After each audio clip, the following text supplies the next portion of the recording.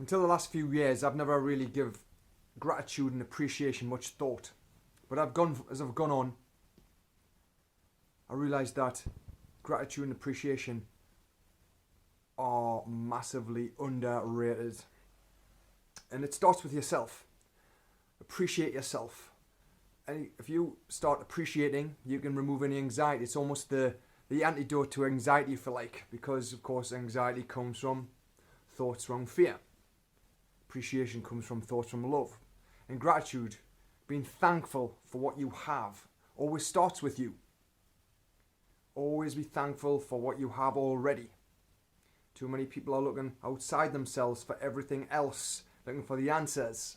I've done it more than once, and I catch myself doing it still because of all the past conditioning. There's lots of things to unravel, and I'm sure I'm not the only one.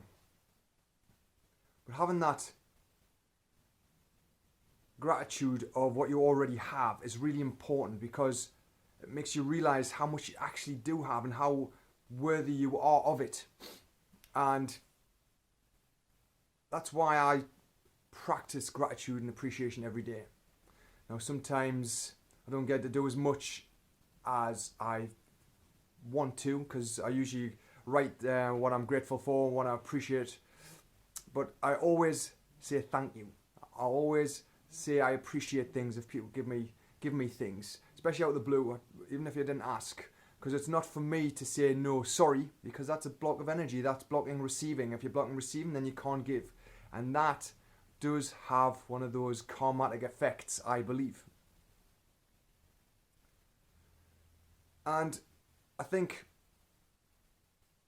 one thing that I haven't done enough of, and it's something I'm going to change in 2017, is to give more without any kind of thought of reward. Because if you're giving and expect some return, that's a barter. It's not any kind of gratitude, giving or gratitude. You're expecting something in return. I mean, some kind of service where it just makes you feel good. Whether that's giving to charity or doing things for charity, doing things for people without any kind of thought of reward. Something you're good at, someone's struggling with, so give it away for free. And I've been doing that more and more.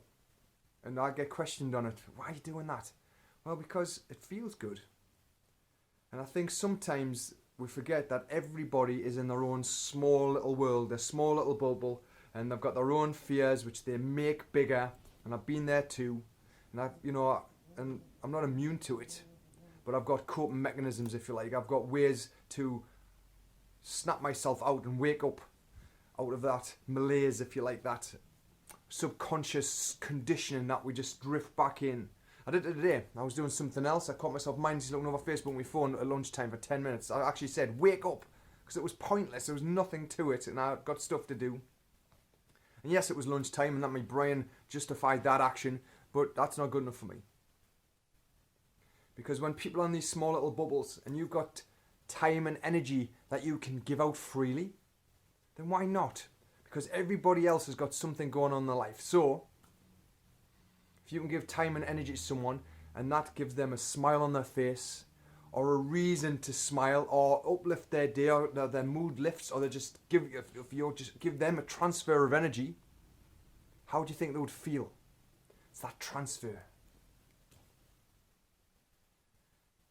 So that's what, I love that concept. In fact, everyone's in their small little world. Everyone's got their first world problems to themselves. Most of it's not real. Most of it we make up through thoughts of fear. But if I can give out energy, give out something, even if it's just time is usually enough. If it's picking up the phone to ring a friend, or going to see my parents, which I know I don't do enough of. And when I do go, they're never in anyway, but that's beside the point. If you have time, contact somebody. Contact somebody you haven't spoke to for a while, you've been mean to. Give that time, give that energy, and see how that uplifts someone else's day.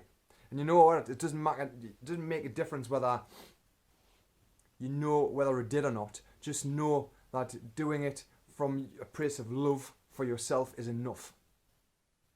It's not about point scoring. It's about giving without that thought of reward because it feels good.